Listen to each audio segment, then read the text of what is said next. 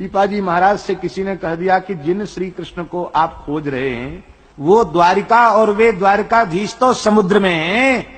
कहने वाले ने तो व्यंग में कहा होगा कि बड़ा तुमको संतोष नहीं है दर्शन से मंदिर में, तो जाओ कूद पड़ो समुद्र में।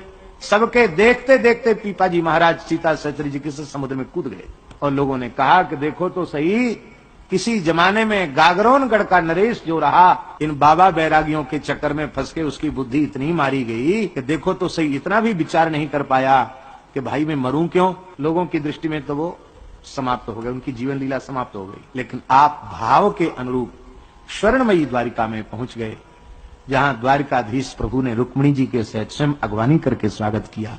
वो 7 दिन 7 रात्रि तक द्वारिकाधीश के निज महल में संत श्री पीपाजी महाराज सीता सहचरी जी के साथ विराजे।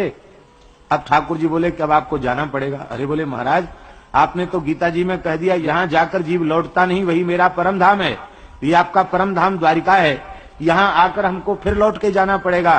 बोले इसलिए लौट के जाना पड़ेगा, यदि लौट के नहीं जाओगे तो मेरी भक्ति कलंकित हो जाएगी। लोग कहेंगे भगवान के नाम पर श्रद्धा विश्वास रखने वाला एक संत समुद्र में कूद गया, उसकी रक्षा ठाकुर जी ने नहीं की।